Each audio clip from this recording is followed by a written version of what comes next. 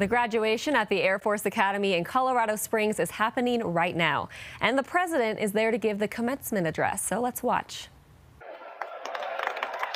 Big day. It's great to be back at the Air Force Academy at the altitude of 7,258 feet above sea level, far, far above that of West Point or Annapolis.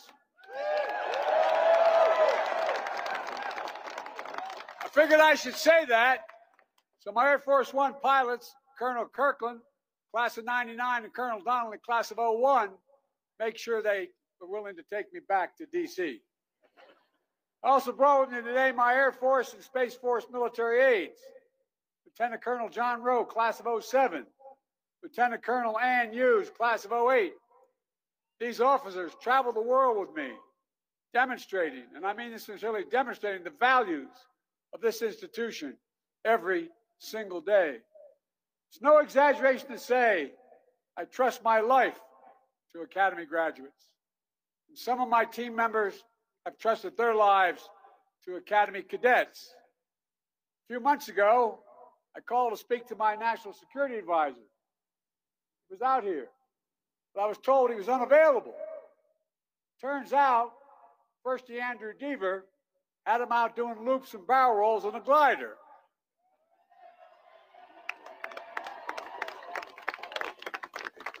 I asked if I could do that today, and the Secret Service said, no, we'll have to shoot it down. Look, thank you, Colonel Clark, Lieutenant General Clark, and to all the faculty and staff here at the Academy for your dedication and commitment in shaping the next generation of American air power and space power. And thank you to all the parents and families and sponsor families out there in the stands. You supported these cadets throughout their lives. You taught them how to stand up, never bow, never bend, never yield. You inspired them to put integrity first. Choose service over self. Sounds like hyperbole, but it's literally what you did. Pursue excellence in all they do. But I know you're bursting with pride at what they've already accomplished. So graduates, give your families a round of applause. Stand up and give them a round of applause. Show them your appreciation.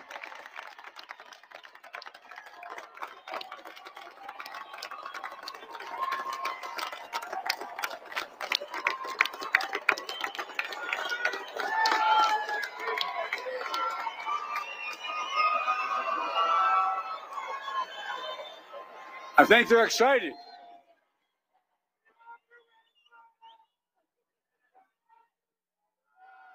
The only thing your moms and dads are saying is, I wish I could have paid for this education.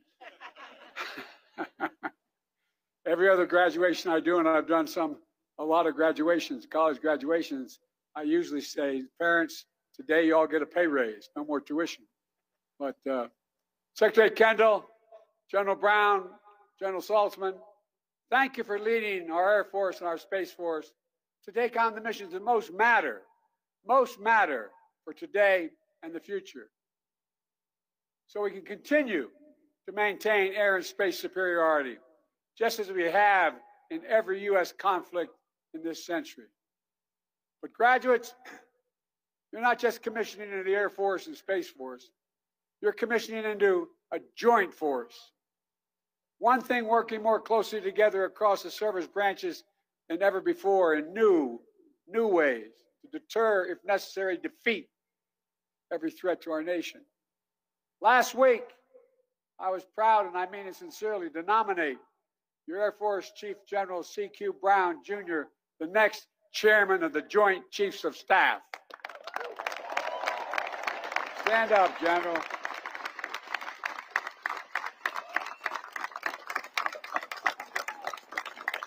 General, our country thanks you. I look forward to working with you as chairman. And these graduates will have the additional pride of starting their careers of service led by a general that might say, butt-kicking American airmen. I think you used that phrase. Class of 2023. All right, man, you better. This is a day you've worked hard to reach. Think back to that first day of basic, when the bus dropped you off at the footprints. You didn't know what the hell lay ahead. Maybe you were wondering what exactly you'd gotten yourself into. And then, after a few days of acclimating, getting yelled at nonstop by your cadre, hearing those words that meant it would only get worse, quote, PT ban has been lifted. As if that's a good thing, right? PT ban has been lifted. Marching down to Jack's, building Tent City, even sweeping the dirt to make it look like there were hallways. You know, before making it past the assault course fall, in the assault course Nunez. And I tell you what, you're all crazy. But at any rate, no, I'm all kidding. Remember the pride you felt joining the Flying Wedge in the Tizo. The first time during the Acceptance Day parade, only to face an even more difficult challenge when the school year began. Academics. It wasn't all push-ups and cramming for Prague Week, though to set the Guinness Book of Records, world records, most simultaneous push-ups, there had to be an enormous amount of push-ups. Beyond you, but all of you, I think you had some fun along the way. Maybe a good use of your epic passes. That would be reason enough to join. Had a few steaks and tortellini dinners, celebrate commitment and job drops. I got to see some of you at the White House a few weeks ago to celebrate winning the Commander-in-Chief Trophy for the 21st time.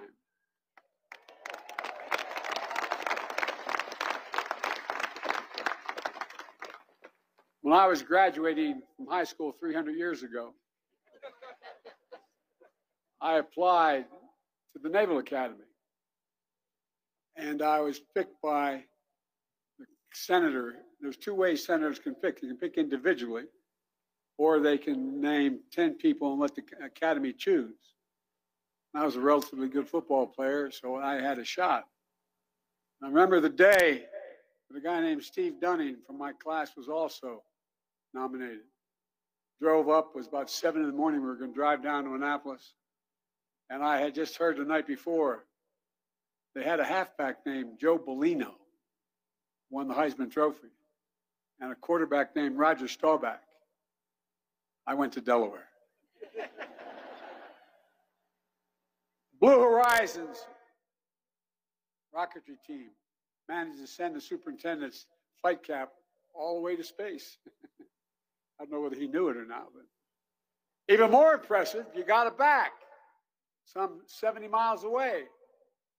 Of course, there may also have been achievements of less sterling nature. Maybe you had to do a few tours. Maybe you're one of the cadets who decided to enjoy the view from the top of the chapel in the box. So before I forget, since I was one of those schools at a state university, I found myself in a little bit of trouble a couple of times. I really wish that a commander-in-chief had spoken at my graduation, because I have the power to hereby waive any confinements or restrictions of minor cadet disciplinary systems violations. They're waived. Man, I wish at my commencement the speaker had that power. Look, after 4 long years, you push to the limits and forged into leaders of character. And after finally getting to jump into the fountain, you commissioned as a second lieutenant of the United States Air Force, the United States Space Force. Part of the greatest, and this is not hyperbole, you're part of the greatest fighting force in the history of the world. That is the truth. That's the God's truth. That's not an exaggeration. We have the finest military in the history of the world. and you've earned it. And this day is the day to celebrate. And as your Commander-in-Chief, I'm honored to be here as you take on the duties of serving and defending our nation. In the years to come, you'll have even more asked of you. You'll take on greater responsibilities, and you'll be challenged even beyond everything you've yet experienced. But you have those mountains. You leave them as you look at them. I'm sure you're going to be thinking about this a lot as you're moving through your careers. As you leave these mountains, where the air is rare, you're going to take with you the confidence that your years have prepared you for whatever is ahead. After all, your time at this proud institution is defined by so much history, so much tradition, and marked by significant change, as was referenced earlier. Unlike classes that preceded you, you've had to adapt and overcome time and again to reorient yourself together with your squadron and your wing and find new ways to soar. As been mentioned already, when COVID hit during your 4th-degree year, you had to rapidly redeploy back to your homes and learn new ways to study and maintain camaraderie during COVID station. And by the way, I wonder how many of you had to kick your brother out of your room. But all kidding aside, recognition may have been cut short, but it came back in the fall. You did the run to the rock. You earned the prop and wings, just like every cadet before you. Resilience, creativity, endurance, commitment. These have been essential parts of your unique academy training. You're going to need those qualities as you continue your careers, because the world you're graduating into is not only changing rapidly, the pace of change is accelerating as well. We're seeing proliferating global challenges, from Russia's aggression and brutality in Europe to our competition with China and a whole hell of a lot in between. From growing instability to food insecurity to natural disasters, all of which are being made worse by the existential threat of climate change. I don't hear many of my friends anymore saying there's no climate change. We're finally figured it out. Been trying to push that since 1981. But we're seeing engaging technology, emerging technologies, all AI, from AI and 3D printing, that could change the character of conflict itself. Not going to be easy decisions, guys. I met in the Oval Office, in my office, with 8 leading scientists in the area of AI. Some are very worried that AI can actually overtake human thinking and planning. So we got a lot to deal with. Incredible opportunity, a lot to deal with. We're also working across multiple domains, developing new capabilities, like our new next-gen B-21 Raider. And you're going to be flying that sucker. And we're going to count on you to keep us at the forefront of air and space dominance, enabling an entire joint force to be stronger. Graduates, you've made a noble choice to lead a life of service. Now, you also shoulder a great privilege and a mighty responsibility. Leadership. Yeah, leadership, a word often used. In the years ahead, your airmen and guardians are going to look to you for guidance and inspiration, because the world's going to get more confusing. They'll put their trust in you. And you, in turn, must strive to always be worthy of their confidence. Listen to them. Listen to them. I've always believed that America's strongest when we lead, not only by the example of our power, but by the power of our example. Let me say it again. I've traveled the entire world, been in almost every country. The reason we're respected so much is not just our power, but the power of our example. And it matters. It matters. The same is going to be true in your own experience of leadership. No matter what changes or challenges come, your character, your moral clarity, your capabilities must never waver. Again, not hyperbole. The nation needs you, genuinely needs you. Our world stands at an inflection point. I had a professor who used to say an inflection point is when you're driving your car down the highway at 60 miles an hour and suddenly you turn the wheel 10 degrees. You can never get back on the same track you're on before. The decisions we make today are going to determine what the world looks like decades from now. No graduating class gets to choose the world into which they graduate. Every class enters the history of a nation up to the point that has been written by others. A few classes, once every several generations, enters at a point in our history where they actually have a chance to change the trajectory of the country. The only reason I ran, I said to our speaker, I read his article. That's why when I ran, I said I was running for three purposes, two of which were to restore the character of this country, and two, to unite it.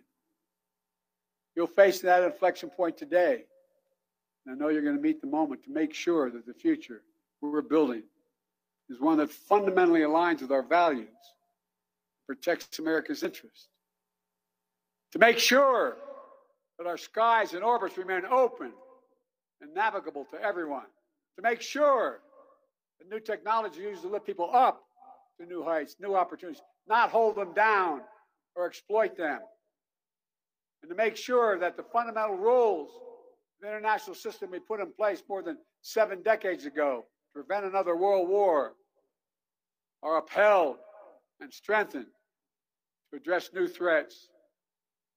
One of the greatest strengths the United States of America brings to this effort is one of the greatest assets you will harness throughout your careers. It's our unmatched network of alliances and partners, allies and partners. I've spent the bulk of my first year just reestablishing that, meeting hundreds of hours with our NATO allies and others. Those nations who willingly stand beside us to face down threats and solve shared challenges. You've already gotten some sense of that with the friendship and bonds you've built with the cadets graduating today, who will commission in their home militaries across Europe, Middle East, North Africa, and Indo-Pacific. Our partnerships amplify our strength and make us more effective. And don't think our adversaries don't understand it, so they work so damn hard to try to split us. We've seen it over and over again, especially in the global support for the brave people of Ukraine as they defended their families and their homes against Russian brutal assault. Remember what I said? Putin was certain that NATO would crack, that they would not stand together. We put 40 nations together. The United States has rallied the world to stand strong with Ukraine and defend the values that the American people hold so dear: freedom, sovereignty, democracy, simple dignity. Working with a coalition of more than 50 nations, we've delivered historic security assistance that has enabled Ukraine to defend itself.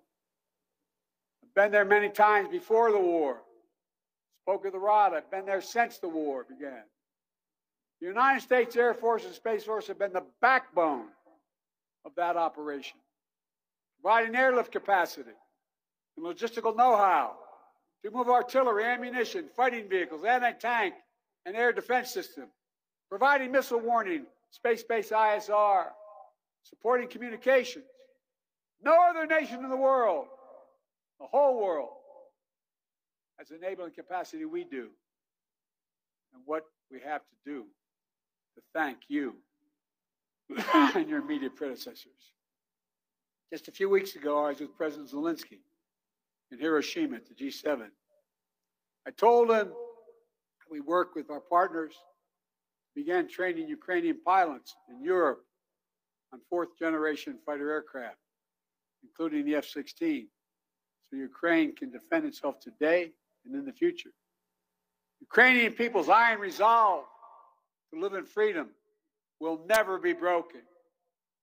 They are incredible, average women and men fighting, giving their lives for their country and their families. And the American people's support for Ukraine will not waver. We've always stand up for democracies, always.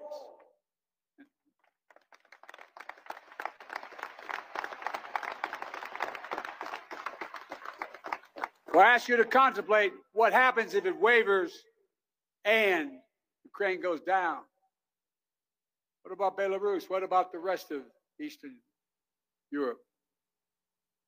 Look, the G7 also demonstrated remarkable unity in the world's leading democracies when it comes to China. The United States, I've met with Xi Jinping more than any leader in the world, starting back when I was vice president. The United States does not seek conflict or confrontation with China. China and the United States should be able to work together where we can to solve some global challenges like climate. But we are prepared for vigorous competition. We will stand up for our interests, for our friends, and for our values. With our G7 partners, we should have a set of shared principles for engaging with China and minimizing the threats to our nations.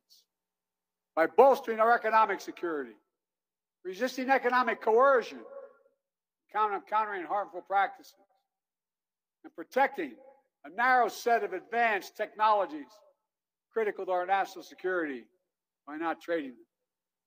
By working together with nations that share the most fundamental values, we multiply one another's strength and firmly fix a course toward our shared vision for the future. In every part of the world, we've advanced our partnerships in concrete ways and strengthened American security. In the Indo-Pacific, we've deepened our alliance and our trilateral cooperation with Japan and the Republic of Korea, who are now talking together and working together to enhance deterrence against threats in the region, including from the Democratic People's Republic of Korea. We've elevated the Quad, bringing together Australia, India, Japan, and the United States to advance an Indo-Pacific that's free and open, prosperous and secure. Didn't exist before. We're delivering on AUKUS, a new strategic partnership, brings the United States close together with Australia and the United Kingdom, two of our most capable allies. NATO is more energized and more united than it's been in decades. It's now even stronger with the accession of our newest ally, Finland, and soon Sweden, in the alliance as soon as possible. It will happen, I promise you. We're working with Canada to upgrade NORAD's capabilities and ensure that North America's air defense surveillance systems are the best in the world. And in just the past 12 months, I've hosted in the United States the leaders of every country in the Western Hemisphere, every country in Africa, Southeast Asia, and the Pacific Islands. We are a Pacific nation. These nations may not all agree with us on every issue, but they want to work with us. They choose us, not because of threats or coercion, but because of the common interests we pursue together to make the world a better and safer place for everyone. That is what the United States stands for. When people around the world see a United States gray tail flying overhead with the stars and stripes on your shoulders, they know what that means, no matter where you go.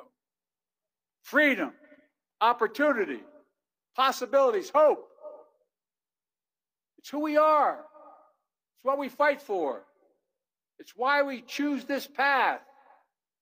So graduates, as you head out, whether to graduate school or pilot training, to serve as missileers or space operators, scientists or engineers.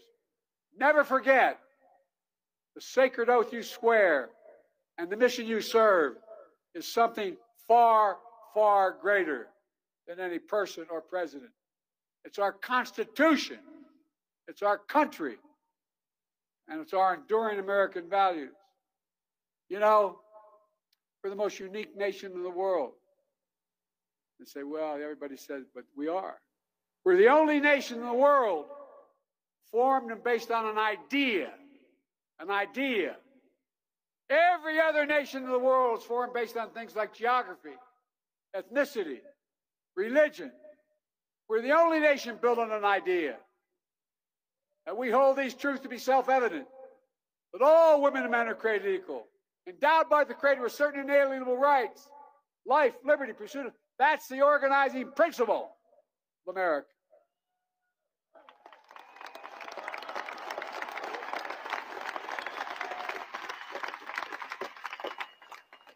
We haven't always lived up to it, but we never, except on one brief moment, even thought about walking away from it. Generations of our forebears have fought and sacrificed to defend it. Sacrifices we honor earlier this week on Memorial Day. My son was an Army officer, a major, the Attorney General who sought permission to go fight with his unit in Iraq for a year. Unfortunately, his hooch was very close to these burn pits. And he came home, stage 4 glioblastoma, and died.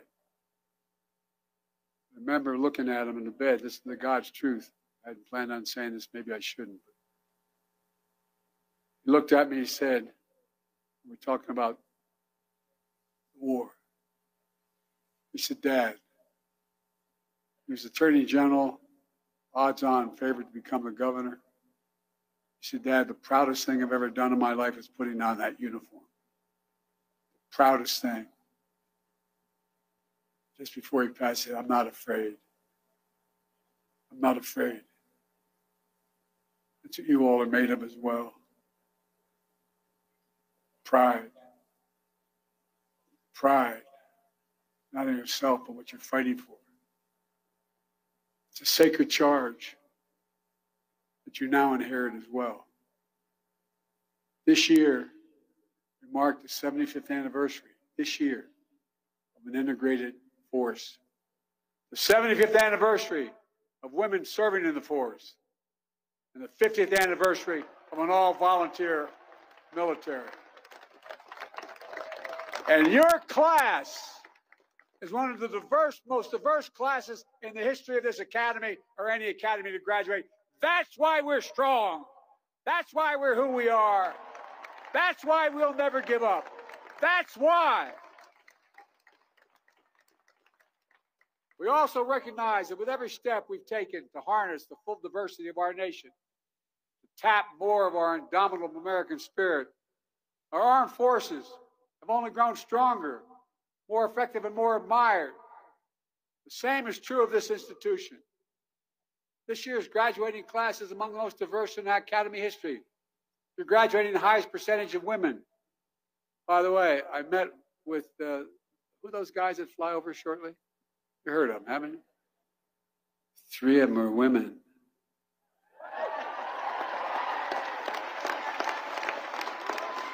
So don't screw around, guys. And the highest percentage of minority cadets in history. They're strengthening force, a force that depends on American values that reflect America itself. And each of you has an obligation to treat the airmen and guardians you lead and everyone you encounter with dignity.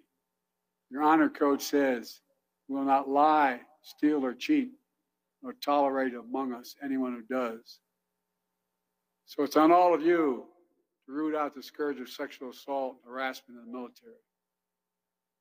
And to never tolerate it never tolerate it. To make sure that every member of our forces, no matter who they are, who they love, feels safe and respected in the ranks. Class of 2023, you've been trained to lead, to set an example of your leadership for others. You've been given the skill set to think clearly, to make strategic decisions, and to do what is right under pressure.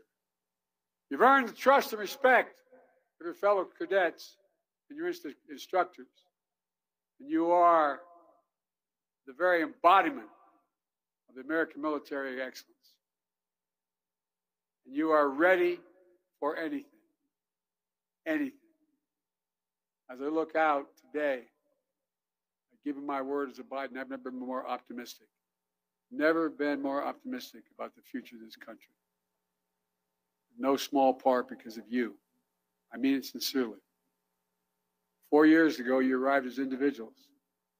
Today, you're part of a long blue line.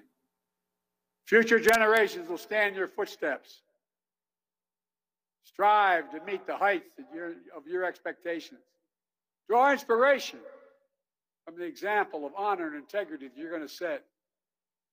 Held aloft by the core values you learned here. Our Air Force, our Space Force, our Joint Force, indeed our nation, is safe and steady hands with all of you. May God protect you all as you set out on your journeys.